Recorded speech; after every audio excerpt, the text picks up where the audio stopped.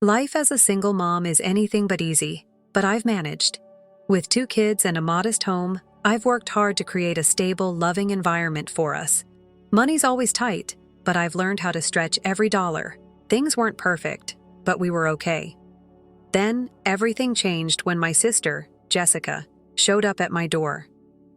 Jessica is 30 going on 20, with a history of poor decisions and no inclination to change. No job, no savings, and no plan for her life. She was freshly evicted, carrying her 3-year-old son Liam on her hip, looking more defeated than I'd ever seen her. "Anna, I need your help," she pleaded, her voice cracking. What was I supposed to do? Turn her away? I couldn't slam the door on her with Liam looking at me with those big, innocent eyes. Against my better judgment, I let them in. "Stay for a while," I told her, "but only until you get back on your feet." I knew it wasn't going to be easy. My home is small. My 2 kids, Ethan, 10, and Sophie, 6, already share a room. With Jessica and Liam in the living room, our once peaceful routine was bound to take a hit. But I told myself I was doing the right thing. Family helps family, right? For the first 2 weeks, things weren't as bad as I feared. Jessica made a bit of an effort, washing dishes here, taking out the trash there. Liam was sweet and surprisingly well-behaved. I started to think that maybe I'd misjudged her. Maybe, just maybe, this wouldn't be the nightmare I'd anticipated. And then Ryan entered the picture. Ryan, Jessica's so-called boyfriend, was everything you'd expect from a deadbeat in his late 30s. Unemployed, cocky, and perpetually vaping, he acted like the world owed him something. I couldn't stand him the moment I met him, but at first he was just an occasional visitor. Annoying, sure, but not unbearable. Then somehow, Ryan turned those occasional visits into every day. I'd come home from my long shifts to find him sprawled on my couch, eating my food and watching my TV. It was like he thought he owned the place. I confronted Jessica. "Ryan can't be here when I'm not home," I told her firmly. She nodded and apologized, promising it wouldn't happen again, but of course it did. Over and over. I wanted to kick them both out right then, but I didn't. I kept thinking about Liam and Jessica's situation. She was clearly struggling, and I told myself I could endure a little inconvenience to give her a chance to get back on her feet. But that's when the weird stuff started happening. It began with small, almost unnoticeable things. My makeup bag wouldn't be where I left it, or my hairbrush would vanish, only to reappear a day later. I chalked it up to exhaustion or forgetfulness. I'm a busy mom. It happens. Then, one day, I came home and found my closet door wide open. That might not sound like a big deal, but I'm meticulous about keeping it closed, especially since Sophie loves to dig through my things. When I asked the kids about it, they swore up and down they hadn't been in my room. That left only one other person, Jessica. But I didn't have proof, and accusing her outright felt risky. What if I was wrong? What if I was just being paranoid? I decided to take precautions. I ordered a small security camera off Amazon, the kind you can hide on a bookshelf. I didn't tell anyone. Not Jessica, not my kids. If someone was snooping, I was going to catch them. And, oh, did I catch them? At first I thought the camera might prove me wrong. For the first few nights, nothing happened. I almost convinced myself that I'd been overthinking, letting stress and exhaustion cloud my judgment. But on the 5th day, everything changed. I came home from work, got the kids settled, and checked the footage out of curiosity. That's when I saw it, clear as day, Jessica walking into my room while I wasn't home. She headed straight for my dresser, opened the drawers, and started rummaging through my things. My heart sank. This wasn't some innocent mistake or misplaced curiosity. She was looking for something. Then, a few days later, I saw Ryan on the footage too. That useless lump of a man was standing in my room, rifling through my belongings like it was a game. Watching him pull out my jewelry box, turn it over in his hands, and then carefully put it back made my blood boil. The worst part? They didn't even try to be subtle. One video showed both of them together, tearing through my closet. Jessica pulled out one of my handbags while Ryan rifled through my drawers. They were laughing, joking like it was no big deal. The sheer audacity left me shaking with anger. Still, I didn't confront them right away. Not yet. I wanted more evidence, something undeniable. So, I waited, checking the footage every day, and every day I found more. They weren't just snooping, they were treating my room like their personal treasure hunt. The tipping point came one afternoon when I came home and found my bedroom door locked. That was odd. I never lock my door unless I'm inside, and I'm the only one with a key. "Jessica!" I yelled, banging on the door. "Who's in there?" No answer. My stomach churned as I ran to grab the spare key from the kitchen. When I unlocked the door and stepped inside, my worst fears were confirmed. The place was a mess. My dresser drawers were wide open, clothes and papers scattered everywhere. My closet looked like a tornado had blown through it, and one of my handbags, the one I'd been using to save money for my kids' Christmas, was gone. That bag wasn't just out in the open. It had been tucked away in the back corner of my closet, hidden under a stack of other purses. Whoever took it knew exactly what they were looking for. I felt a lump in my throat as I rushed to check the footage. My hands were shaking as I pressed play, but I needed to see it for myself. And there it was. Jessica, bold as ever, strolling into my room earlier that day with Ryan right behind her. They tore through my things like animals. Then, Jessica found the bag, opened it, and pocketed the cash, $3,500 in total. I couldn't believe it. That money wasn't just cash to me. It represented months of hard work, late nights, skipped meals, and countless sacrifices. It was supposed to be for my kids' Christmas, something special to remind them that, despite everything, they were loved. And Jessica took it like it was hers to begin with. Furious, I called her immediately. Of course, she didn't pick up. I tried again. Nothing. My texts went unanswered too.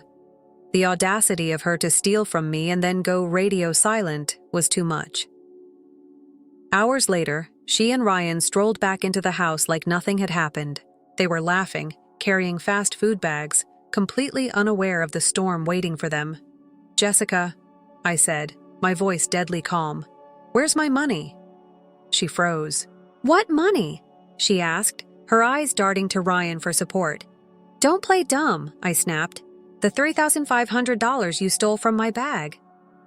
"I saw you take it on camera." Her face went pale, and Ryan shifted uncomfortably behind her. I didn't take anything," she stammered. "Don't even try," I said, raising my voice. "I have proof, Jessica. You and Ryan were in my room. You took the money. Don't lie to me." That's when Jessica broke down, tears streaming down her face. "I didn't have a choice," she sobbed. "I needed it for bills for Liam." "Please, Anna, you have to understand." I stared at her, disbelief and rage swirling inside me. "Bills? Are you serious? You've been living here rent-free, eating my food, using my electricity. You haven't paid for a single thing since you got here. What bills?" Ryan, ever the genius, decided to chime in. "You don't have to talk to her like that," he said, stepping forward like he was going to intimidate me. "Big mistake." "Ryan?" I said coldly. "You don't get to talk to me at all. You don't pay rent. You don't contribute. You're not even supposed to be here. So unless you've got $3,500 in your pocket, shut your mouth." He backed off, muttering under his breath, but I ignored him. I turned back to Jessica. "You have until the end of the day to give me my money back. If you don't, I'm calling the cops." Jessica started pleading, saying she didn't have the money anymore. "What do you mean you don't have it?" I asked. She hesitated before admitting, "We spent it." My jaw dropped. "You spent it? How?" Her voice was barely a whisper. "On takeout? Gas and weed." For a moment, I couldn't even speak. I just stood there, staring at her, trying to process what she'd just said. My kids' Christmas money, gone, blown on fast food and a disgusting lifestyle. "You have until tonight," I said finally, my voice trembling with anger. "Get out of my house. If you don't pay me back, I'm pressing charges." By the time 8 p.m. rolled around, Jessica hadn't given me a single cent. I wasn't surprised, but it still stung. She had the nerve to sit in my home and act like everything would magically blow over. I'd given her a chance, more chances than she deserved, But enough was enough. I picked up my phone, my hands shaking, and dialed the police. Filing that report was one of the hardest things I'd ever done. Not because I felt guilty, I didn't, but because it felt like a final, irreversible step. Whatever relationship Jessica and I had left was officially over. When the officers arrived, I laid everything out for them. The footage of Jessica and Ryan going through my room, the missing money, and her refusal to pay me back. They were sympathetic but professional. They took my statement, collected the evidence, and assured me they'd handle it. Jessica and Ryan weren't at the house when the cops showed up. They'd conveniently disappeared, leaving me to explain everything on my own. Typical. The next morning, I was getting the kids ready for school when my phone rang. The number was unfamiliar, but something told me to answer. "Hello?" "It's Jessica," she mumbled. Her voice was small, shaky, like she'd been crying all night. My stomach churned, but I forced myself to stay calm. "What do you want, Jessica?" "Please," she begged. "Don't do this. I didn't mean to steal the money. Ryan made me do it. You know how he is." There it was, the classic blame game. She'd used it 1,000 times before, always shifting responsibility onto someone else. But I wasn't falling for it this time. "Don't even try that," I said firmly. "You're a grown woman, Jessica. You made a choice. You stole my money. Now you're dealing with the consequences." She started sobbing, rambling about how she had nowhere to go, how Ryan was angry with her, how she was worried about what would happen to Liam. For a split second, I felt a pang of sympathy, not for her, but for the mess she'd let her life become. But then I remembered my kids, their faces when they'd open presents on Christmas morning, knowing they weren't getting the gifts I'd worked so hard to save for. That sympathy disappeared in an instant. "I've already called the cops," I told her. "You and Ryan need to turn yourselves in. You don't get to run away from this." Her tone flipped, sharp and venomous. "You're really doing this to your own sister, after everything I've been through?" I hung up. I wasn't going to let her manipulate me. If she wanted to play the victim, she could do it in front of a judge. Later that day, I got another call, this time from our dad. I braced myself because I already knew where this was going. "Can't we handle this as a family?" he asked, his voice dripping with disappointment. "You know Jessica's had a tough time. Maybe she made a mistake, but calling the cops, isn't that a bit much?" "Dad," I said, trying to keep my voice steady. "This isn't about a mistake. She stole $3,500 from me. That's not a mistake. That's a choice. And it wasn't just the money. She's been lying, sneaking around, and letting Ryan disrespect my home. I've had enough." He sighed, that heavy, world-weary sigh dads use when they don't know what to say. "But she's your sister." He tried again. "And I'm her sister," I shot back. Did that stop her from stealing from me? Did she think about my kids' Christmas when she took that money? No, she didn't care about anyone but herself. He didn't have much to say after that. He mumbled something about hoping we could work it out and hung up. Typical. For the next 2 days, I didn't hear a word from Jessica or Ryan. The police couldn't find them, and no one in the family seemed to know, or wanted to admit they knew, where they were. I figured they were hiding out, hoping the whole thing would blow over. But Jessica wasn't exactly known for her good decisions, and sure enough, she made the dumbest move possible. She came back to my house. It was mid-morning, around 10:30 a.m., when I heard the knock. My first thought was, who the hell is bothering me now? I peeked through the window, and there she was, standing on my porch like she had every right to be there. I opened the door, and before I could stop myself, I punched her. It wasn't hard enough to break anything, but it got the point across. She stumbled back, holding her face, and immediately tried to run. "Oh no, you don't!" I hissed, grabbing her by the arm and yanking her inside. "We're having this conversation right now." She looked around the room, probably hoping Ryan would jump out and save her, but he was nowhere to be found. She was completely alone. "Where's Liam?" I demanded. "He's with Alex," she stammered. Alex was her childhood best friend, and while I didn't fully trust Jessica, I trusted Alex. "Call her," I snapped. "Right now. I want proof."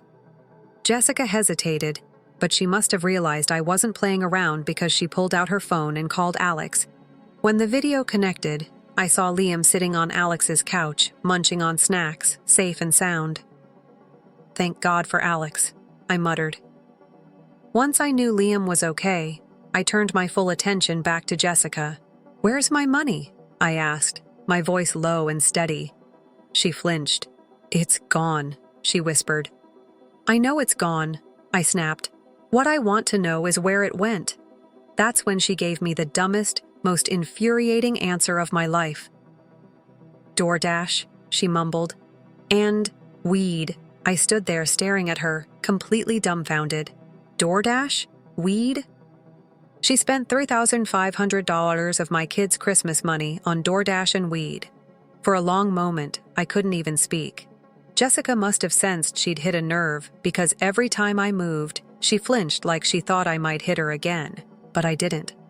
I was too stunned, too angry. Finally, I found my voice. "Are you kidding me?" I demanded, my tone sharper than broken glass. "You thought fast food and getting high were more important than my kids' Christmas? Do you have any idea what you've done?" She started rambling, tears streaming down her face as she tried to justify herself. "I didn't know what else to do. Ryan said it was the only way." "Stop!" I snapped, cutting her off. "Don't you dare blame Ryan. You're a grown woman, Jessica. You made a choice. You went into my room, you took my money, and now you're standing here trying to act like it wasn't your fault?" She opened her mouth to argue, but I wasn't done. "Do you know how hard I worked to save that money? Late nights, skipped meals, sacrificing every little thing I wanted so I could give my kids a good Christmas, and you threw it all away, on takeout and weed." Her sobs grew louder, but I didn't care. I was beyond the point of sympathy. "You didn't just steal from me," I continued, my voice shaking with rage. "You stole from Ethan and Sophie. You stole their Christmas. You ruined everything I worked so hard for." Jessica crumpled onto the couch, crying into her hands, but I didn't let up. "You're pathetic," I spat. "Absolutely pathetic. And if you think for 1 second I'm going to let you off the hook for this, you're even dumber than I thought." I took a step back, trying to calm myself, but the anger wouldn't go away. "Here's what's going to happen," I said, pointing at her. "You're going to leave my house, right now. You're going to stay gone. And you're going to deal with the cops when they come for you because make no mistake, Jessica, I'm pressing charges." Her head snapped up, her tear-streaked face full of panic. "You can't do that," she said. "You can't call the cops on your own sister." "Watch me," I said coldly. For a moment, she just sat there, staring at me like I'd ripped her heart out. But then she said something that made my blood run cold. "I wasn't looking for your money," she mumbled. "What?" I asked, my voice dangerously low. "I was looking for your handgun," she admitted, her voice barely above a whisper. It felt like the floor dropped out from under me. "My what?" Jessica squirmed under my glare, avoiding eye contact. "Ryan thought we could use it to scare my old boss. You know, get revenge for firing me." I stared at her, utterly dumbfounded. "You're telling me you were going to steal my gun and use it to threaten someone?" "It wasn't really my idea," she stammered, her voice trembling. "Ryan said." "Stop blaming Ryan," I shouted. "You're a grown-ass woman, Jessica. You don't get to hide behind him. You made this choice. Just like you made the choice to steal from me." And then something clicked. "Why were you fired anyway?" I asked. "You told everyone it was because of layoffs." Her face flushed, and she started stammering again, trying to come up with an excuse, but I wasn't letting her off the hook. "Tell me the truth, Jessica, right now." She finally broke. "Okay, fine," she snapped, crossing her arms like a petulant teenager. "I got fired because I was taking money from the registers." My jaw hit the floor. "You mean stealing?" I said, my voice dripping with disbelief. "It wasn't that much," she protested. "And we weren't even paid enough. We just wanted free stuff because the discount wasn't enough." I couldn't believe what I was hearing. "How much did you take?" I demanded. About $690, she admitted, though her tone made it clear she was downplaying it. And your boss let you off with just paying it back? I asked, incredulous. She nodded. Yeah, but I didn't pay it back. I couldn't. That's why you got fired, I said, piecing it together. She nodded again, her face full of shame. I took a deep breath, trying to process everything. And why were you evicted? I asked. Let me guess, you couldn't pay rent? Her head snapped up, panic flashing in her eyes. That wasn't my fault, she said quickly. The landlord didn't like Ryan staying there. And why didn't he like Ryan? I pressed. Jessica hesitated before finally admitting the truth. I told the landlord that if he didn't let Ryan stay, I'd get some people to rough him up. I laughed bitterly, not because it was funny, but because I didn't know what else to do. So you threatened your landlord? That's why you got evicted. She nodded, her face flushed with shame. And where was Liam during all of this? I asked, my voice cold and steady. She looked down at the floor. He was with Alex, she said quietly. Ryan didn't want him around, so I dropped him off there. That was the final straw. All the anger, frustration, and betrayal that had been building inside me exploded. You abandoned your son, I yelled. You dumped him on Alex so you could run around with Ryan, stealing and threatening people. Do you even realize what a terrible mother you are? She tried to say something, but I cut her off. You don't deserve that kid, Jessica. He's better off with Alex. Hell, he's better off with anyone but you. Her sobs grew louder, but I was unmoved. You're going to jail, I told her. And Ryan is too. I'm done protecting you. You've brought this all on yourself. At that moment, there was a knock at the door. I opened it to find 2 police officers standing there. Is everything okay? One of them asked. We had a call from one of your neighbors about a disturbance. Actually, I said, my voice steady, I was going to call you anyway. Let me tell you what's going on. Standing at my front door, I told the officers everything. How Jessica and Ryan had stolen $3,500 from me, how I had clear footage of them snooping through my room, and how Jessica had just admitted to trying to steal my handgun for some harebrained revenge scheme. Jessica stood behind me, shaking her head frantically. She's lying, she shouted, her voice trembling. I didn't take anything. She gave me the money and forgot. I just came here to talk. I nearly laughed at the absurdity of it. Unbelievable, I said, turning to her. I have everything on camera, Jessica. You can stop pretending. One of the officers raised his hand to calm the situation. Do you have that footage handy? He asked. I already gave it to the police when I filed the report, I explained. He nodded and made a note in his tablet. The other officer asked Jessica for her ID. She hesitated, but after a tense moment, she handed it over.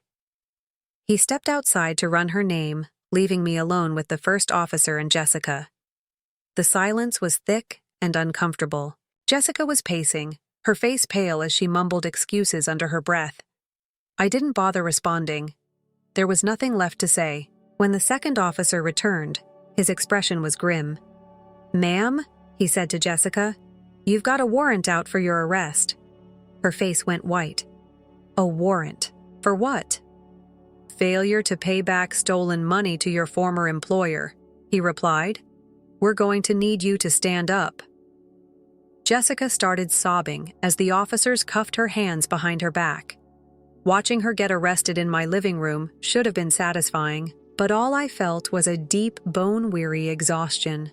As they prepared to take her outside, the officers searched her and found some cash in her pocket. It was pitiful, just 24.76ers. One of the officers held it up. Is this all you've got? Jessica turned to me, her face red and blotchy. Here, she said, her voice cracking. Take this back. I looked at the crumpled bills in his hand. Keep it, I told him. She's going to need it more than I do. The officer asked Jessica how she got to my house, and she reluctantly admitted that Ryan had dropped her off. Where is Ryan now? He asked. Jessica hesitated, but finally mumbled, He's parked around the corner. The officers stepped outside, and I followed. Sure enough, Ryan was sitting in his beat-up car, slouched in the driver's seat like he didn't have a care in the world. They knocked on his window, waking him up with a start. When they ran his name, it turned out his record was even worse than Jessica's. Fraud, possession of stolen property, and a slew of other charges popped up. He was cuffed on the spot and tossed into the back of another squad car. With both of them finally out of my house, I closed the door and leaned against it, letting out a long, shaky breath. I should have felt relieved, but instead I just felt drained. How had it come to this? Later that night, Jessica's mother, who isn't my mom for the record, called me. I knew this conversation was going to be bad the second I picked up. "How could you do this to her?" she screeched. "She's your sister. You're ruining her life." I let her rant for a full minute before cutting in. "If you'd raised her right, maybe we wouldn't be here," I said coldly. "But you didn't, and now she's my problem. Trust me, I'm handling it." She called me a few choice names and hung up. I blocked her number immediately. If she wanted to bail Jessica out, she could do it on her own dime. I was done. Over the next few weeks, the legal process played out. Jessica and Ryan both faced multiple charges, Jessica for theft and breaking and entering, and Ryan for his long list of priors. Between the footage, Jessica's recorded confession, and testimony from her former employer, neither of them had a leg to stand on. Jessica tried to pull her usual crocodile tears in court, claiming she'd only done it for Liam, but the judge wasn't having it. The evidence was too damning. Jessica was sentenced to 18 months in jail, with the possibility of parole after 12 months for good behavior. She was also ordered to pay restitution. Ryan, on the other hand, got hit harder, 2.5 years behind bars due to his prior record and involvement in the scheme. The best news to come out of all of this? Alex, Jessica's best friend, was granted full custody of Liam. The court didn't hesitate once they learned the truth about Jessica's neglect. Between Alex's stellar testimony and the neighbors vouching for her care of Liam, it was a clear decision. For the first time in weeks, I felt a glimmer of hope. Liam was safe. Justice was served. And Jessica was finally being held accountable for her actions. In the weeks that followed Jessica and Ryan's arrest, life slowly returned to a semblance of normalcy. It wasn't easy, but there was something liberating about knowing that I'd taken a stand. For myself, for my kids, and for the boundaries that Jessica had crossed so many times before. Christmas came and went. It wasn't the big, extravagant celebration I'd dreamed of for Ethan and Sophie, but we made it special in our own way. I couldn't afford the gifts I'd originally planned, but the important things, the love, the laughter, the moments spent together, those were still there. On Christmas morning, I watched my kids open their small but meaningful gifts, their faces lighting up with joy. It wasn't the material things that mattered. It was the time we spent together as a family. That day, I made myself a promise. Never again would I let someone take advantage of my kindness. Jessica reached out once from jail. She called collect, begging me to forgive her, to somehow make it all go away. I refused to accept the call. I'd given her too many chances, and she'd squandered every single one. Her mom left me another voicemail, scolding me for not helping my sister in her time of need. I didn't even bother listening to the whole thing. I deleted it and blocked her number again. Meanwhile, Liam was thriving with Alex. I visited him a few times, bringing toys and snacks, and every time, he seemed happier and more at ease. Alex was an incredible caretaker, and knowing Liam was safe and loved brought me more peace than I could have imagined. The court's decision to give Alex full custody was the best outcome for him. Jessica didn't deserve that boy, not after everything she'd done. And Ryan? I hoped he'd never get near Liam again. As for me, I started focusing on rebuilding. I picked up extra shifts at work, slowly chipping away at the financial blow Jessica had dealt me. It wasn't easy, but every small victory felt like a step in the right direction. I also took the time to reflect on the lessons this nightmare had taught me. Family can be a beautiful thing, but it's not a free pass to treat people like doormats. Boundaries are necessary, and self-respect is non-negotiable. Ethan and Sophie seemed to sense the shift in me. They didn't ask too many questions about Jessica, but one night, Ethan hugged me tightly and said, "You're the best mom ever." In that moment, I knew I'd done the right thing. I don't know what the future holds for Jessica, and honestly, I don't care. I hope she learns something from this, but if she doesn't, that's on her. I'm done carrying the weight of her bad decisions. For now, my focus is on the life I've built with my kids, the little family that's worth every sacrifice I've ever made. If I've learned anything from this experience, it's that standing up for yourself isn't selfish, it's necessary. I didn't just protect my home and my kids, I protected my own peace of mind. So, Reddit. If you're wondering if it was worth it, yes, it absolutely was. My freeloading sister tried to take everything from me, but in the end, she lost, and I gained something far more valuable: freedom from her chaos. Here's to moving forward, to protecting what matters, and to never letting anyone steal your peace again. Story 2. This story is titled, "Dad Kicked Me Out So My Golden Child Half-Brother Could Move In." But 6 months later, they are begging me to lie to cover up his crime, or they will go to jail. Hey everyone, before we jump into today's video, I need your help. We've noticed the channel is losing some traction, and subscribing is one of the best ways you can support us. It's quick, free, and it helps us keep bringing you awesome content. Your support means the world. Let's keep this channel growing together. Thanks so much. Now let's start the video. Alright, so let me set the stage for you. I'm Kyle, 18, male, the unwanted son, the scapegoat, the one you call when you need something to yell at, or someone to blame. My dad, Frank, made it abundantly clear over the years that I was never his priority. That spot was reserved for my half-brother, Evan, 24, male, his firstborn, and the pride of his life, me. I was more like an afterthought. Now, Evan's my half-brother from my dad's first marriage to this lady named Marcy. I've never met her. And from what I've heard, she's not exactly winning any parenting awards. She bailed on Evan when he was a baby, leaving him to grow up with my dad. Naturally, Dad overcompensate for Marcy's absence by putting Evan on a pedestal so high. I'm surprised he didn't get altitude sickness. Meanwhile, I came along years later, the result of Dad's second marriage to my mom, Laura, a wonderful woman who unfortunately had the misfortune of marrying Frank. Let's talk about Evan for a second. This guy was born with a silver spoon in his mouth and has spent his entire life acting like the world owes him something. He's that guy who thinks he's the protagonist of every story, even when he's clearly the villain. Growing up, Evan treated me like an inconvenience, a pest, something to step over on his way to whatever glory he imagined for himself and Dad. Oh, Dad encouraged it. He thought it was character building for me to deal with Evan's constant bullying. "Boys will be boys," he'd say with a shrug whenever I complained. What a joke. So fast forward to about 6 months ago, I'm gearing up for my final year of high school, dreaming about the day I can finally escape this dysfunctional circus and head off to college. Life at home wasn't great, but I was managing then out of nowhere. Dad calls me into the living room with this big grin on his face, like he's about to announce something amazing. "Kyle," he says, "I've got great news. Evan and his family are moving back in now." When he said Evan and his family, he meant Evan, his wife Mia, and their toddler Ethan. I didn't even know how to respond at first. Like, why would Evan, a grown man with a job, a wife and a kid, move back in with his dad?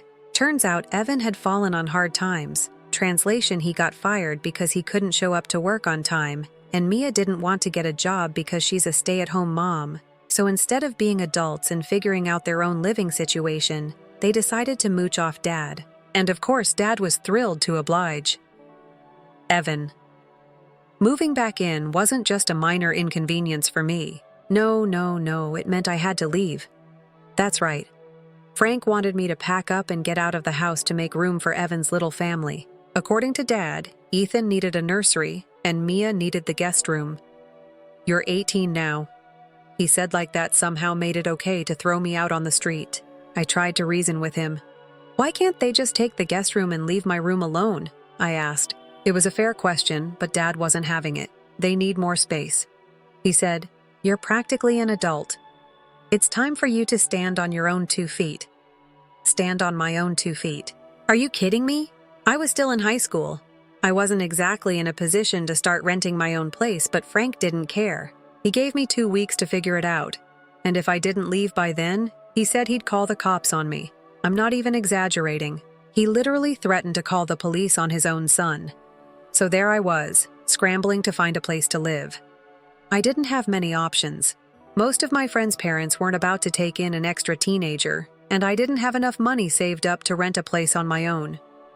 In the end, I called my grandparents, Ruth and Henry, my mom's parents. They were furious when they heard what was happening. Ruth was ready to march over to Dad's house and give him a piece of her mind, but I told her it wasn't worth it. Frank was a lost cause. They came to pick me up in their truck, and I spent a full day packing up my stuff. Frank didn't even say goodbye when I left. He just stood in the doorway with his arms crossed, looking annoyed that I wasn't moving fast enough. Evan and Mia hadn't arrived yet, but I could already imagine the smug look on Evan's face when he walked into my room and saw it empty. Ruth and Henry were absolute gems, kind, supportive, the polar opposite of Frank. But let me tell you, commuting an hour each way to finish high school while living with them wasn't exactly a walk in the park. It's funny though, when you're used to living in chaos, even the most inconvenient situations feel like paradise. So yeah, that's how I got kicked out of my own house to make room for the golden boy and his freeloading family. It was the lowest point of my life, but little did I know, things were about to get a whole lot more interesting. And let me tell you, this story's just getting started. Back at the ranch, aka Dad's house, Evan and his freeloading circus were moving in and settling comfortably into my room. I didn't hear much from Dad, and honestly, that was a blessing.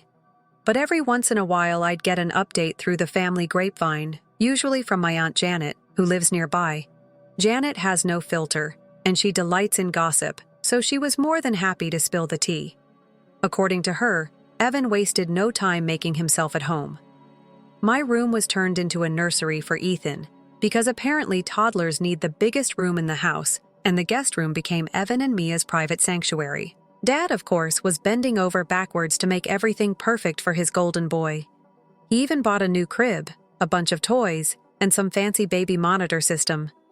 Keep in mind, this is the same guy who wouldn't even buy me a skateboard when I was 12 because it was too expensive.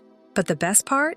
Evan wasn't just freeloading, he was doubling down on being a pain. See, the reason he and Mia moved back in wasn't just because they wanted free rent, although that was a big part of it. The real reason Evan got fired from his job at a marketing firm. Turns out showing up late, missing deadlines, and arguing with your boss isn't a great way to keep a job. Who knew Mia wasn't exactly helping their situation either? She's one of those influencer mom types.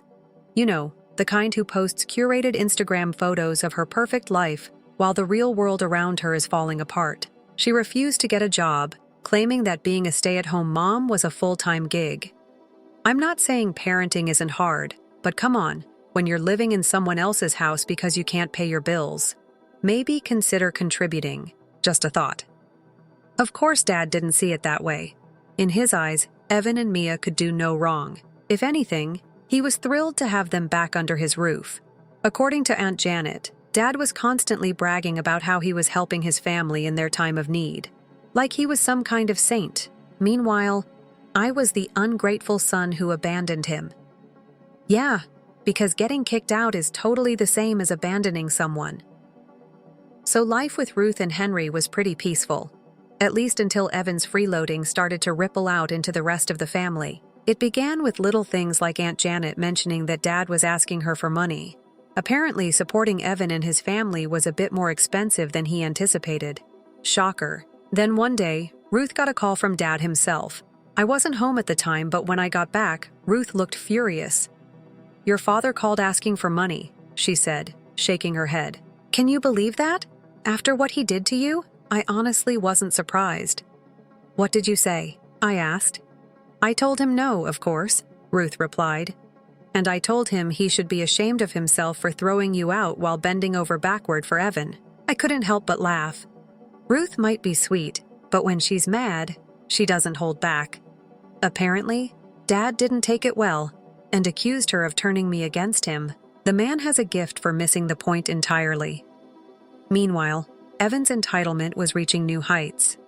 Janet told me about a barbecue Dad hosted a few weeks after Evan moved in. It was supposed to be a small family gathering, but Evan turned it into a full-blown celebration of himself.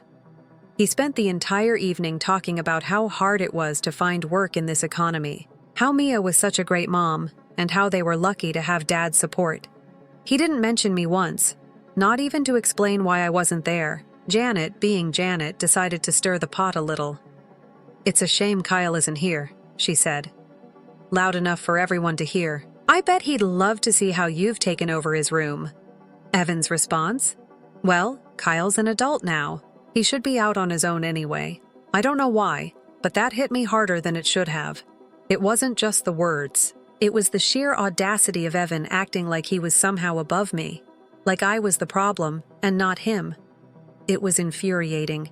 The final straw came a couple of months later, when Dad surprisingly called me. I hadn't spoken to him since I moved out, so I wasn't exactly eager to pick up. But out of curiosity, I answered. "Hey, Kyle," he said, his tone awkward. "How's it going?" "Fine," I replied, already suspicious. "What's up?" "Well, I was just wondering, do you think you could help out with something?" Here it comes, I thought. "What kind of help?" I asked, keeping my tone neutral. "It's just things are a little tight right now with Evan and Mia here." He began, and I immediately felt my blood pressure rise. "I was wondering if you could maybe ask your grandparents for a little assistance." I couldn't believe what I was hearing. "You want me to ask Ruth and Henry for money so you can keep supporting Evan?" I said, my voice dripping with disbelief. "Well, it's not just for them," Dad said quickly. "It's for the family." "No, it's for Evan," I shot back, "and you know it." The conversation didn't last much longer. I told him I wasn't going to ask Ruth and Henry for anything, and he hung up in a huff. Later, when I told Ruth about the call, she laughed. "That man has some nerve," she said. "Don't you worry about a thing, Kyle. You're better off without him." She was right, of course. But even so, I couldn't help feeling a mix of anger and sadness. Frank wasn't just a bad dad.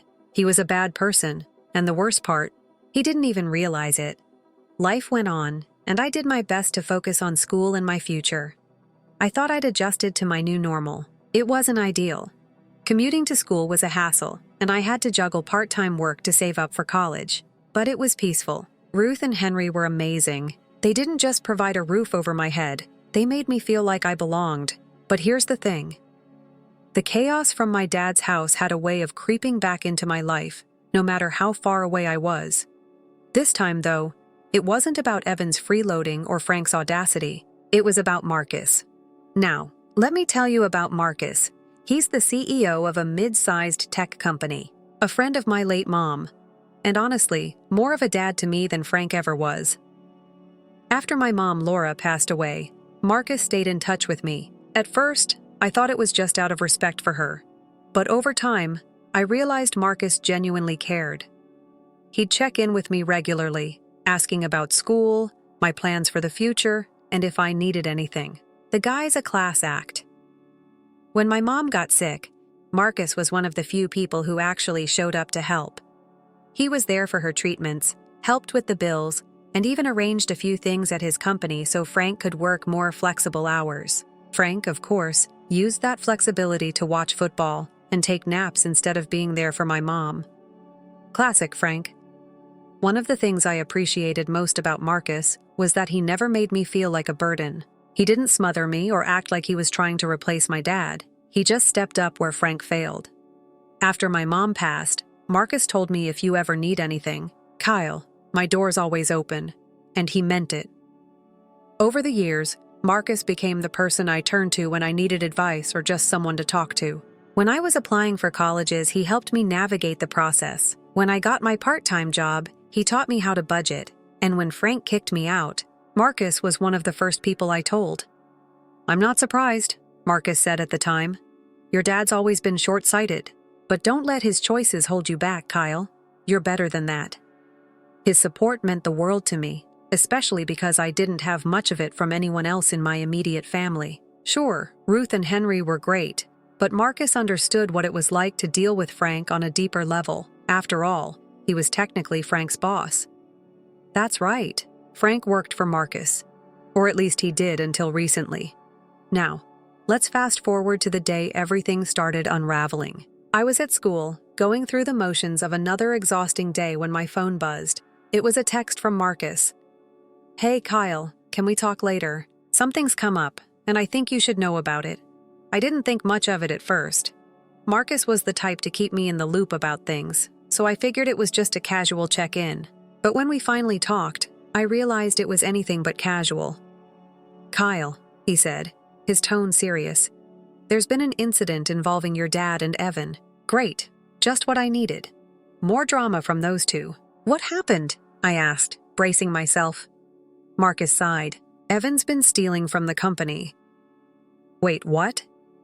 I knew Evan was entitled and lazy, but I didn't think he'd be dumb enough to steal. "Are you serious?" I asked. "What did he do?" "Over the past few months, he's been skimming money from client accounts," Marcus explained. "It's not a small amount either. We're talking thousands of dollars. And to make matters worse, your dad vouched for him when we hired him. Now, Frank's under suspicion too." I couldn't believe what I was hearing. Evan was always pulling stunts, but this was next level. And Frank. He might not have been directly involved, but he definitely enabled Evan's behavior. Marcus hadn't reported them yet. He could have gone straight to the police. But out of respect for my mom, he was holding off. "I wanted to give them a chance to make it right," he said. "But they're running out of time. If they don't pay back what they stole, I won't have a choice." I was furious, but also weirdly vindicated. For years, Frank had treated Evan like he could do no wrong, and now it was blowing up in his face. I thanked Marcus for letting me know and told him I'd keep him updated if Frank or Evan reached out to me. Sure enough, it didn't take long for Frank and Evan to come crawling. A few days later, they showed up at Ruth and Henry's house unannounced. I was in the middle of studying when Ruth called me to the living room. "Your dad's here," she said, her tone dripping with annoyance. I walked in to find Frank and Devin sitting on the couch, looking desperate. It was the first time I'd seen them in months, and honestly, they looked like crap. Evan's usual smugness was gone, replaced by a nervous energy that made him look like a kid caught stealing cookies. Frank, on the other hand, looked defeated, like he knew he'd screwed up, but wasn't ready to admit it. "Kyle." Frank started, his voice shaky. "We need your help." I crossed my arms and leaned against the doorframe. "With what?" "It's about Marcus," Evan said, jumping in. "You're close to him, right? He likes you, he trusts you." "Yeah." So I asked, already knowing where this was going. Evan hesitated, glancing at Frank for backup. "We need you to talk to him," Frank said. "Convince him that this was all a misunderstanding. Tell him we were using the money for your college fund or something." I couldn't believe what I was hearing. "You want me to lie for you?" I asked, my voice rising. "After everything you've done to me." "It's not lying," Frank said quickly. "It's bending the truth. Kyle, we're family. Family helps each other." "Funny," I said, laughing bitterly, "because you've never helped me. You threw me out to make room for Evan, remember?" Frank had the audacity to look hurt like I was the bad guy here. "That was different," he said. "This is serious. If Marcus doesn't believe us, we could go to jail." I stared at them for a moment, taking it all in, the desperation, the entitlement, the sheer audacity of their request. Then I said the one thing they didn't want to hear. "No." Their reactions were priceless. Evan's face turned red and Frank started stammering, trying to guilt-trip me. "Kyle, please," he begged. "Don't do this. You're my son." "Yeah," I said. "But you've never acted like my dad. I'm not going to help you." End of discussion. After walking out on Frank and Evan's ridiculous request, I was feeling a mix of emotions. On one hand, it was satisfying to finally stand up to them after years of being their punching bag. On the other hand, I couldn't shake the sheer audacity of their scheme. They seriously thought I'd swoop in and save them with some bogus story about a college fund. Unbelievable. The next couple of days were quiet, or so I thought. Frank wasn't about to let me off the hook that easily. Sure enough, my phone buzzed with a text from an unfamiliar number. It was Frank. "Kyle, we really need to talk. This is serious. Please call me." I rolled my eyes and ignored it. But Frank wasn't done. He started calling from different numbers, leaving voicemail after voicemail. They all followed the same script. Guilt trips, desperate pleas, and a sprinkle of "You're my son, Kyle." Family helps family. I blocked every number he used. I was done. If he and Evan wanted to weasel their way out of this mess, they'd have to do it without me. But Frank was persistent. When he couldn't get through to me, he tried going through Ruth and Henry. One evening while I was upstairs studying, Ruth called me into the kitchen. "Kyle," she said, her tone tight. "Your father left a message on the landline." "Of course he did. What did he say?" I asked. "He wants us to convince you to help him," Ruth replied. "He says they're in big trouble and you're the only one who can fix it." I let out a bitter laugh. "Fix it? He's delusional." Henry, who was sipping coffee at the table, chimed in. "You're not getting involved in this nonsense, are you?" "Not a chance," I said. "They're on their own." Ruth sighed. "Good. Because whatever mess they've made, it's not your responsibility, and it's certainly not ours." A few days later, Evan decided to try his luck. I was at work when he showed up at Ruth and Henry's house unannounced. Ruth called me after he left to fill me in.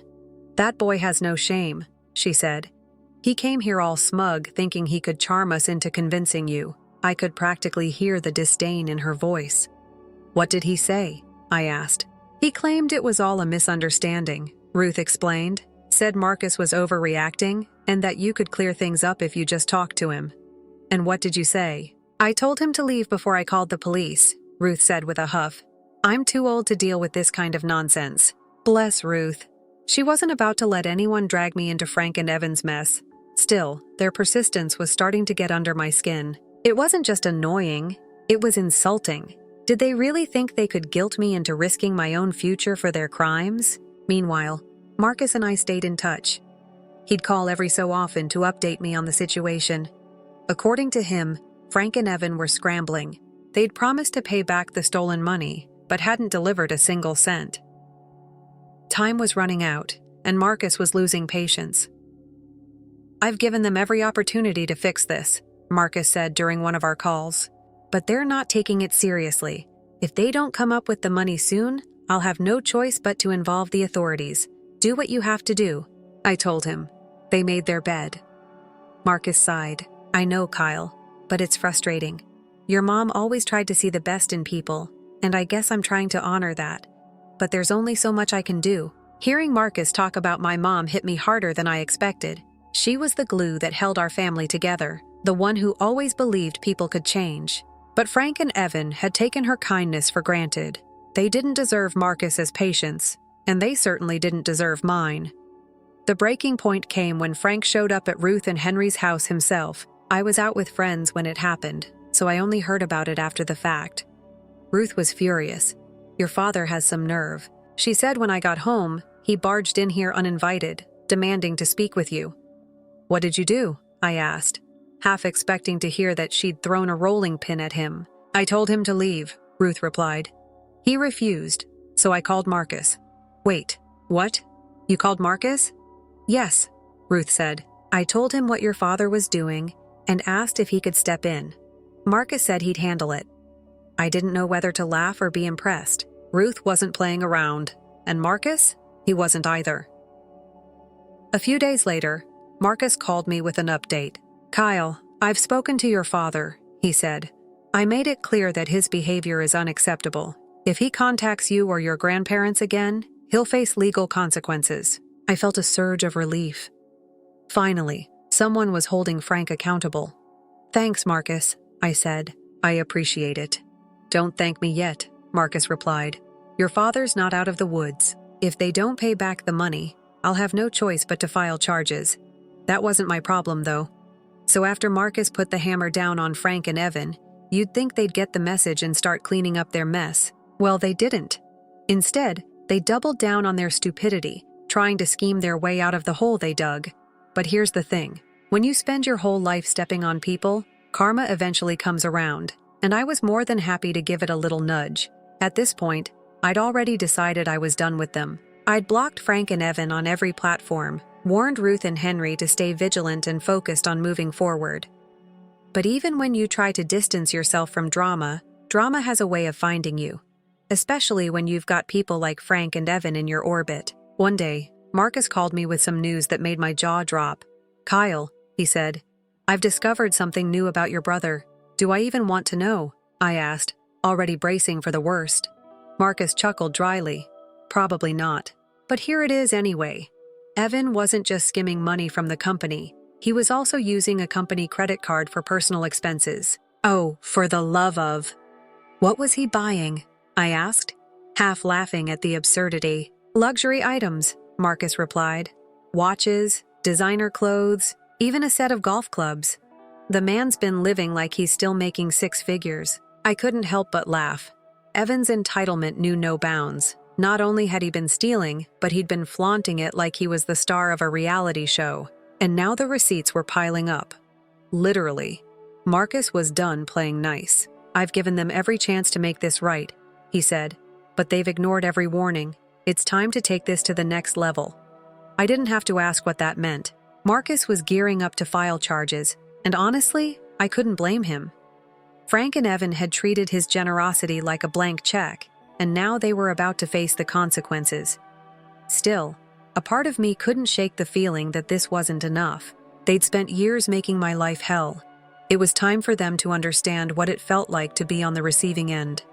That's when I had an idea. You see, Evan had always been obsessed with his image. He wanted people to think he was successful, charming, and untouchable.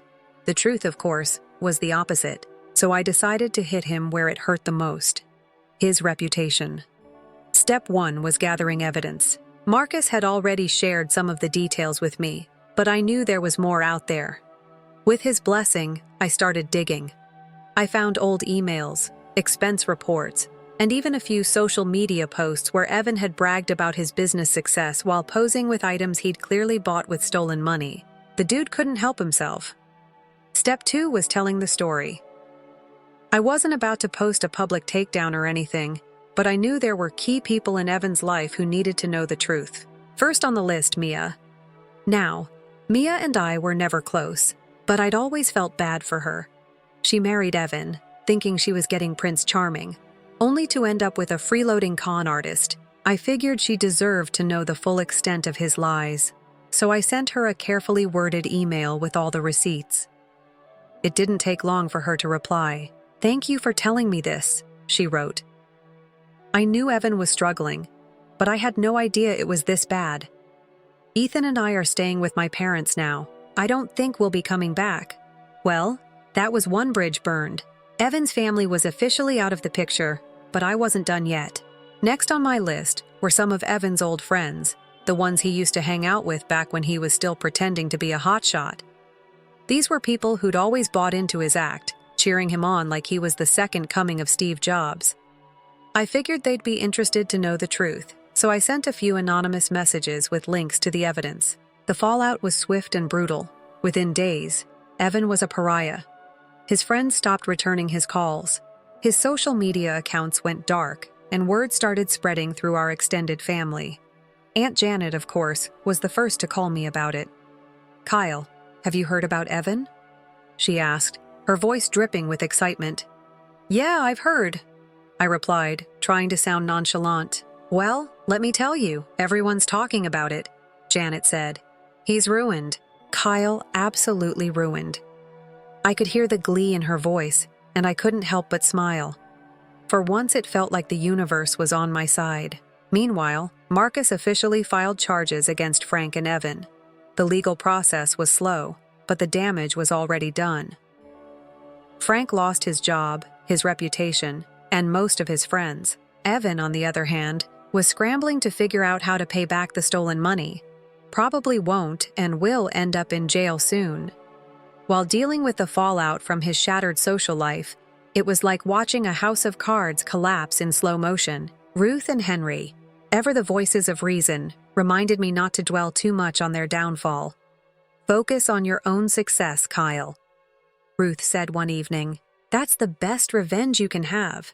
She was right, of course, but I couldn't help feeling a little satisfied knowing that Frank and Evan were finally facing the consequences of their actions. As for me, life was finally looking up. With Marcus's help, I landed a paid internship at his company, which was a huge step toward building my future. Ruth and Henry continued to support me both emotionally and financially as I prepared for college and for the first time in years. I felt free from the weight of Frank and Evan's toxicity. Looking back, I realized that their downfall wasn't just about karma. It was about reclaiming my power. For years, they treated me like I was nothing, but now I was the one in control. And let me tell you, it felt damn good. Evan and Frank may have thought they could skate through life without consequences, but the truth always catches up with people like them. In the end, they weren't just exposed, they were defeated. And me, I came out of it stronger, smarter, and ready to take on the world. If that's not a victory, I don't know what is. Story 3. This story is titled, "My Fiancé Accused Me of Cheating, and Her Dad and Brothers Physically Attacked Me. Now the truth is out, and they want reconciliation." Hey everyone, before we jump into today's video, I need your help. We've noticed the channel is losing some traction, and subscribing is one of the best ways you can support us. It's quick, free, and it helps us keep bringing you awesome content. Your support means the world. Let's keep this channel growing together. Thanks so much. Now let's start the video. Alright, so this might get a little long, but I need to get it all out. I'm 28, just a regular dude with a stable office job, a decent apartment, and what I thought was a pretty straightforward life. About a year ago, I met the woman I thought I'd spend forever with. Let's call her Emma, 26, female. She was everything I thought I wanted: smart, funny, and had this way of making me feel like I could take on the world. We dated for a little over a year before I proposed. Nothing fancy, just something private between the two of us. She said yes. And honestly, I thought I'd won in life. A few weeks later, we had an engagement party at her parents' place. It wasn't anything flashy, just family and close friends, and I thought everything was perfect. Looking back though, I realized there were warning signs. Small things that didn't seem like a big deal at the time. Her mom, for one, had this weird way of talking to me. She'd say stuff like, "Oh, it's so nice, you're stable. Emma needs someone she can rely on, or you're such a hard worker. It must be tough not having family connections to lean on." At first I thought it was just her being awkward, but now I see it for what it was: judgment. Her dad was a little easier to deal with. He seemed chill on the surface, but it was clear he deferred to her mom on pretty much everything. Then there were her brothers. They were younger than her and had this overprotective big brother energy that didn't quite make sense given their age. It was like they thought I was stealing their precious sister away, but I didn't let any of it bother me. I loved Emma, and I figured the family stuff would work itself out eventually. I mean, once we were married, they'd have to accept me, right? That's just how these things work. Or at least that's what I told myself. Fast forward about 8 months into our engagement, and things started to get weird. It wasn't anything huge at first, just little things. Emma started acting more guarded, like she didn't trust me as much. She'd ask questions that felt off. "Who did you have lunch with today?" Or "Why didn't you text me back during your break?" I chalked it up to wedding stress. People get anxious when planning a big life event, and I thought that's all it was. But then one random Saturday afternoon, she came into my apartment looking like she'd been rehearsing an argument all day. She had her phone in her hand, and the second she saw me, she said, "We need to talk." Great. The 4 scariest words in any relationship. Forget I love you. Or will you marry me? This is the one that sends chills down your spine every time. I don't know about you, but those 4 words never mean something good. I put my phone down and said, "All right, what's up?" Instead of answering, she shoved her phone in my face. On the screen were these blurry, low-quality photos of me leaving a restaurant with a woman. I blinked at the screen, trying to figure out if I was supposed to recognize myself in the grainy, Bigfoot-level photos. Honestly, I've seen better resolution on memes. "That's Sarah," I said after a second. "She's a coworker. We grabbed lunch last week. What about it?" Emma folded her arms and stared at me like I just confessed to murder. "What about it?" she repeated sarcastically. "How about the fact that you didn't tell me about it? Or that you're sneaking around with another woman behind my back?" Her words hit me deep. This was Emma, the woman who used to look at me like I was her whole world. Now, staring at me like I was some stranger she'd caught in a lie. I couldn't understand how we got here. We'd built our relationship on trust. Or at least I thought we had. But now she was acting like everything I'd ever said or done didn't matter. I asked, sneaking around, Are you serious right now? It was just lunch. We talked about work stuff. That's it. But she wasn't hearing me. Do you think I'm stupid? I've seen this before. You're just like every other guy who says one thing and does another. At this point, I was starting to get frustrated. How could she believe something like this without even asking me first? It was like all the times I'd been honest, all the ways I'd shown her how much she meant to me had just vanished from her memory. I said, trying to calm things down, "Emma, I'm telling you the truth. Sarah's a coworker, and we had lunch to discuss the project we're both working on. If you don't believe me, I can show you the emails we exchanged." Setting it up. Her expression didn't change. If anything, she looked angrier. Emails. Oh, so now you're covering your tracks with emails. Unbelieve. I felt like I was in a trash movie. No matter what I said, she was stuck in her own version of the story, and I was the villain. "Emma, listen to me," I said, trying to stay calm. "There's nothing going on between me and Sarah. I love you. I wouldn't cheat on you. Why don't you trust me?" She let out this weird, bitter laugh that didn't even sound like her. "Why don't I trust you?" "Maybe because you've been lying to my face this whole time." "Lying? Are you serious right now?" I shot back. "When have I ever lied to you? You know me better than this. What's going on with you?" She gave me this cold, dead stare. "Do I, though? Because right now, I don't even know who you are." That one stung, not going to lie. I tried to keep my cool, though. "Come on, Emma, think for a second. When have I ever given you a reason not to trust me? You see some crappy photos and suddenly I'm a liar? Why wouldn't you just ask me first? You know, I'd tell you the truth." She shook her head like I wasn't even worth the effort. "Why should I? I saw the pictures. That's all I need to know. Seriously, you're going to hang everything on some blurry-ass pictures.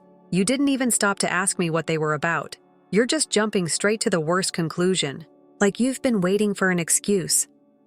Her face was so cold, so unrecognizable, that for a moment I wondered if I'd ever really known her. She wasn't budging. It was like she'd already decided I was guilty the second she walked in the door. Nothing I said was going to change that, and that's when it started to click for me. This wasn't normal. This wasn't her just being mad about some misunderstanding. This was her straight up thinking I was the worst person alive. Like she wanted to believe it. I tried to be gentle. "This isn't like you. What's really going on here? Why are you doing this?" Still nothing. Just that same closed-off look. So I took a shot in the dark. "Let me guess. Your mom's behind this, isn't she? She's been feeding you this garbage, and now you're just running with it." Her jaw tightened. She didn't say a word, but she didn't need to. That look told me everything. "Wow," I muttered, laughing bitterly. "So that's how it is. Your mom shows you a couple of crappy pictures, and suddenly I'm the bad guy. You'd rather believe her than me?" After everything we've been through, she didn't even flinch. Just stood there like she was already done with me. That's when I realized I was wasting my breath. It wasn't just about the pictures. She'd already made up her mind. Someone had been in her ear. But whoever it was, they'd poisoned the well. And as bad as it felt in that moment, I didn't know the half of it. Things were about to get a hell of a lot worse. Now, as I was still sitting there trying to process what had just happened, I heard banging on my front door, not knocking. Banging like someone was trying to break it down before I even had a chance to ask who it was. The door flew open and there they were. Emma's dad and her two brothers. They looked furious, and I could tell right away that they weren't here for a peaceful chat. Her dad pointed a finger at me and shouted, "You've been messing with my daughter's heart, you piece of garbage. You think you can just play her like that and get away with it for a split second?" I thought about running not because I was scared, but because I knew there was no reasoning with these people. They weren't here to listen. They were here to punish me for something I didn't even do. And the worst part, Emma was standing right there watching it happen. I was completely blindsided. "What are you talking about?" I said, trying to keep my voice steady. "This is a huge misunderstanding. I didn't cheat on Emma. Those photos are nothing. They're not what you think." One of her brothers stepped forward, cracking his knuckles like he'd been waiting for this moment. I swear. The way he was cracking his knuckles, you'd think he was about to challenge me to a duel or audition for a mob movie. He said, "Oh, so you're saying Emma's lying now? You're going to call my sister a liar to my face? I took a step back, holding up my hands. No, I'm not saying that. I'm saying someone's feeding her false information. I didn't do anything wrong. If you give me 2 minutes, I can prove it. But they weren't interested in proof. They were already convinced I was guilty. Her dad got in my face. You're a liar, piece of trash. Plain and simple, men like you don't deserve women like my daughter. And the first punch landed. It came out of nowhere, hitting me square in the jaw before I could even react. The second brother grabbed me by the collar and shoved me against the wall. The lamp on my side table crashed to the ground, and I felt a sharp pain shoot through my shoulder. I caught a glimpse of Emma out of the corner of my eye. She was just standing there, arms crossed, like she was watching a bad reality show. No shock, no attempt to stop them, nothing. How could she let this happen? How could she let them hurt me and say nothing? I tried to defend myself, but it was 3 thugs against 1. They were yelling, throwing accusations and fists at the same time. It felt like they'd been waiting for this opportunity, like they'd been looking for an excuse to take me down. Admit it, one of them shouted. Admit you've been cheating on her. I didn't, I shouted back, trying to block another punch. I swear I didn't cheat. It didn't matter what I said. They weren't there to listen. They were there to punish me. At some point, I ended up on the floor trying to cover my face as they kicked me. My ribs felt like they were on fire and my head was spinning. Lying there, I stopped trying to fight back. What was the point? They didn't want the truth. They wanted someone to blame. And as much as I wanted to get up and defend myself, the betrayal of seeing Emma just stand there hurt more than any of the punches they threw. And then, just as suddenly as it started, it stopped. Her dad stood over me, breathing heavily, while one of the brothers pulled him back. That's enough, he said. Let's get out of here before we really hurt him. As they walked toward the door, her dad looked back at me. If I see you near my daughter again, I won't hold back next time. Consider this a warning. Emma was standing in the doorway looking at me. She didn't look upset or worried. She looked cold, detached, like she didn't care that I was lying there, bruised and bleeding. The engagement off. She said, "You're lucky they didn't break your bones." And just like that, they were gone. I lay there for a while, trying to catch my breath and process what had just happened. My living room was a mess. Furniture overturned, a broken lamp, blood on the carpet. I tried to get up, but my body felt like it had been hit by a truck. Eventually, I managed to crawl to my phone and call a friend to take me to the hospital. The doctor patched me up some bruised ribs, a split lip, and a mild concussion. He asked me what happened, and when I told him, he just shook his head. "You should report this," he said. "People like that don't stop unless they face consequences." I didn't know what to do. Every part of me was boiling. My fists clenched so hard, my nails dug into my palms. I wanted to show up at their house and make them feel even a fraction of what they'd put me through. But I forced myself to stay in control, even though the anger was burning through me like fire. Forgetting about it, letting it go. No way. I'd been pushed around, falsely accused and treated like I didn't matter for too long. They weren't getting away with this, not this time. By the time I left the hospital, I had made up my mind. I wasn't going to let them walk all over me. This wasn't just about the fight. It was about respect, about standing up for myself. The next day, I called a lawyer friend and told him everything. He listened carefully, then said, "You need to file a police report, and you need to do it now. The longer you wait, the harder it will be to prove what they did to you." So I did. I went to the police station, filed the report, and let them take photos of my injuries. The officers were sympathetic, nodding as I explained what had happened. They assured me they'd investigate, but they also warned me that cases like this could take time. I should have felt some sense of relief, but I didn't. I just felt empty. The woman I thought I was going to spend my life with had not only believed a lie about me, but had let her family assault me over it. I didn't know how things would play out, but I knew one thing for sure: I wasn't going to back down. They thought they could scare me into silence, but they were wrong. This was just the beginning. About a week later, I got this random call. The number wasn't saved in my phone. On the other end was her uncle. Let's call him Uncle Joe. I barely knew the guy. I'd met him maybe twice at family events, and both times he seemed like the quiet type who stayed out of drama. So when he said, "We need to talk," I was like, "Okay." We set up a meeting at this diner off the highway, real middle of nowhere vibes. When I got there, he was already sitting in a booth. I slid into the seat across from him, and before I could even say hi, he leaned in and whispered, "You deserve to know the truth." Now, when someone says something like that, you know it's about to get wild. I just nodded and let him talk. Turns out this whole mess wasn't some misunderstanding or a heat-of-the-moment thing. Nope, it was a damn setup. Because why settle for regular family drama when you can crank it up to supervillain levels, right? "Her mom never liked you," Uncle Joe said, glancing around like someone might be eavesdropping. "She's been trying to break you two up for months. She wants Emma to marry this other guy. Family friend. Lots of money. Big connections." I just stared at him, trying to wrap my head around what he was saying. "Wait, so you're telling me her mom what framed me?" He nodded, looking kind of guilty, like he felt bad for even being related to these people. "She hired someone to follow you, take those pictures and make it look like you were cheating. Then she started spreading rumors, telling Emma you had a double life or some nonsense." "You've got to be kidding me," I said, leaning back in the booth. "And Emma just bought it. No questions asked." He said that her mom's persuasive and Emma's always been kind of, let's just say, easy to influence. At this point, I was pissed. Like beyond pissed. It wasn't just that they'd ruined my relationship. They'd trashed my reputation, wrecked my apartment, and left me with actual bruises. "Do you have proof of any of this?" I asked, trying to keep my voice steady. Uncle Joe nodded and pulled out a USB drive, sliding it across the table. Texts, emails, all of it. Her mom wasn't exactly subtle about what she was doing. I grabbed the drive and thanked him, though I didn't really know what else to say.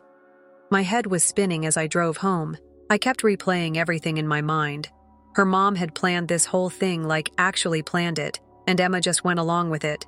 By the time I got back to my place, I was fuming. I plugged the USB into my laptop and started scrolling through the messages. Sure enough, there it all was in black and white. Her mom texted Uncle Joe's wife about hiring a photographer, telling Emma he's not good enough for you, and even coaching her on how to confront me. It was all there. The lies, the manipulation, the betrayal. I forwarded everything to my lawyer and called him up. "Dude, you're not going to believe this," I said. He listened as I explained, then said, "This changes everything. We're not just looking at assault charges anymore. This is premeditated. We're talking conspiracy for the first time in days." I felt like I had some control over the situation. I wasn't just going to sit back and let these people ruin my life. The next morning, I handed the evidence over to the police. The detective who took my statement raised an eyebrow as he skimmed through the texts. "This is pretty damning," he said. "We'll be in touch." By now, word had gotten back to Emma's family that I'd filed charges. That's when the call started. Her dad left a voicemail saying we needed to work this out like adults. One of her brothers texted me some half-assed apology about how they might have overreacted, and Emma. She sent this long, rambling text about how she was so confused and didn't know who to believe. Yeah, sure, now she's confused. Where was all this doubt when her family was rearranging my face? I ignored them all. I wasn't about to let them guilt me into dropping the charges. They wanted to play dirty. Fine, let's see how they handle it. When the law gets involved. But even as I stood my ground, I couldn't shake this nagging feeling of disappointment. Emma had been the one person I thought I could trust. I'd planned to spend my life with her, and now she was just gone. Still, I wasn't about to let that stop me from fighting back. If they thought I was just going to roll over and take this, they had another thing coming. So after handing over the proof to the cops, I figured things were about to get serious. What I didn't expect was how quickly Emma's family would start freaking out. I mean, these people went from "we're going to ruin your life" to "let's be reasonable" in record time.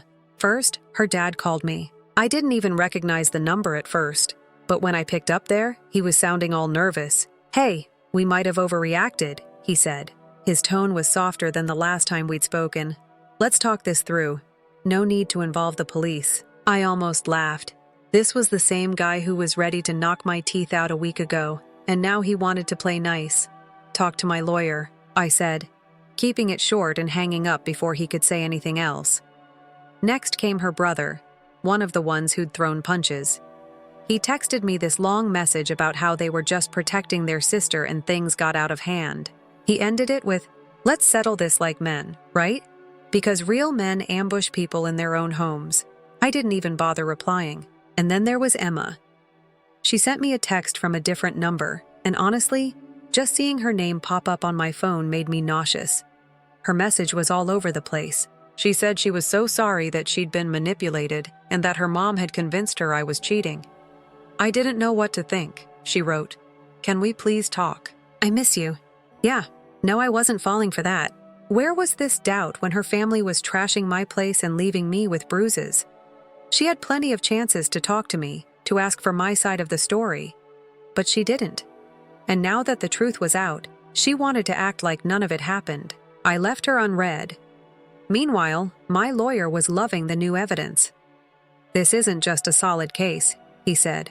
"It's a slam dunk. They assaulted you based on fabricated evidence. The texts show clear conspiracy, and your injuries back it all up. They're in deep trouble." Hearing that felt good, but it wasn't like this was going to be an instant win. The cops were investigating, and that was going to take time. Still, knowing the law was on my side made it easier to deal with the constant calls and texts from Emma's family. A couple of days later, the first big development hit. My lawyer called to let me know the police had issued warrants for her dad, her brothers, and her mom. They were being charged with assault and conspiracy, and the cops weren't wasting any time. Apparently, when they showed up to arrest her dad and brothers, the two hotheads tried to argue with the officers. We were defending our family. One of them yelled.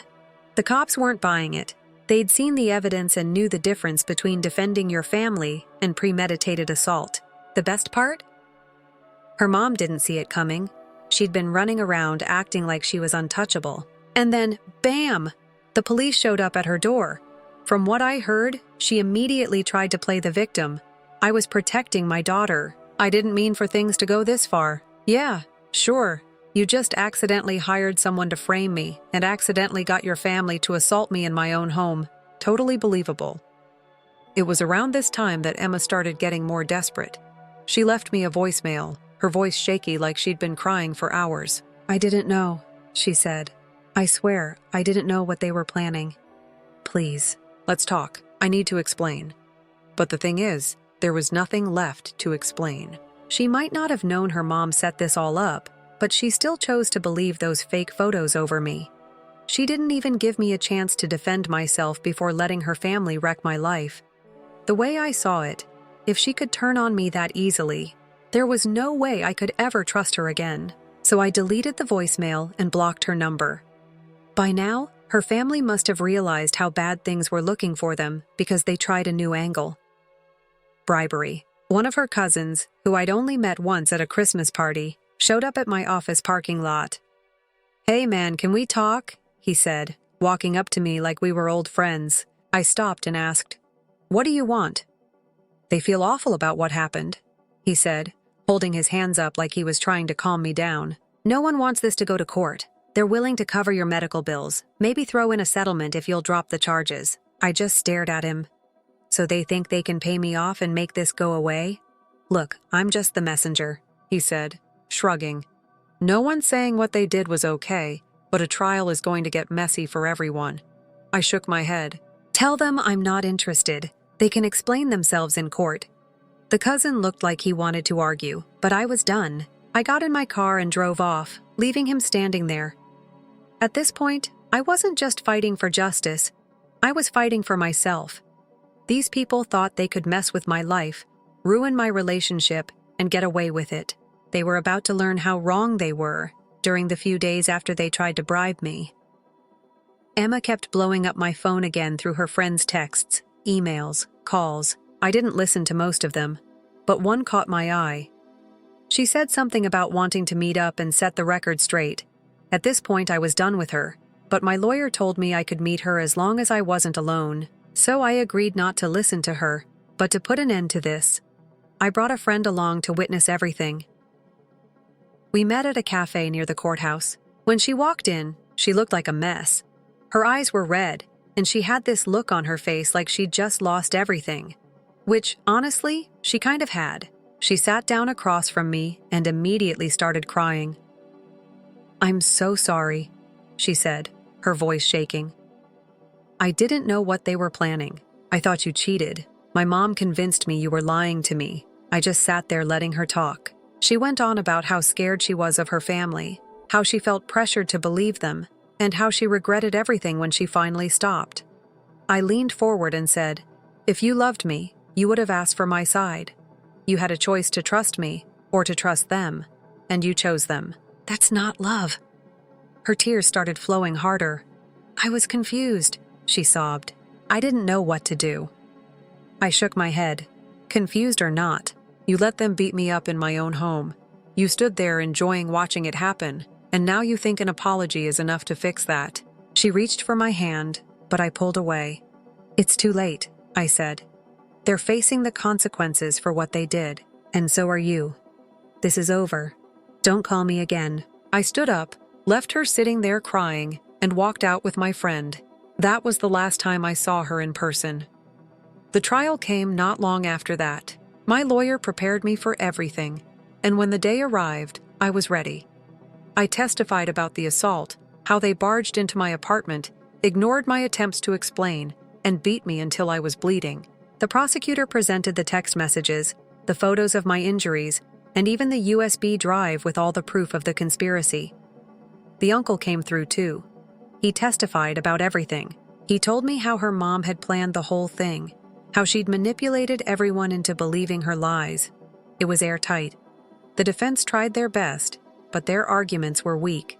Her dad and brothers claimed they were defending their family's honor, but the jury didn't buy it. Her mom tried to downplay her role, saying she was just worried about her daughter. But the texts painted a different picture. When the verdict came in, guilty, I didn't feel happy. I didn't even feel relieved. I just felt done, like this whole nightmare was finally over. Her dad and brothers got prison time for aggravated assault, and her mom got time for conspiracy. They'd all have criminal records now, and good luck shaking that off. Emma wasn't charged, but her reputation was wrecked. Everyone in her community knew what happened, and she became the girl who believed lies and ruined everything. After the sentencing, she tried to contact me again. I didn't even bother listening to the voicemail. I just blocked her number and deleted the message. The truth is, I'm done with that chapter of my life. It's over. They thought they could break me, but I came out of it stronger. Now I'm focusing on myself, building a life where no one can take advantage of me again. Justice was served, and I'm moving on. That's all there is to it. And to anyone reading this who's dealing with toxic people or situations, here's my advice. Know your worth. Don't let anyone make you feel small or powerless. Stand your ground, because at the end of the day, you deserve respect, and the only person who can truly fight for you is you.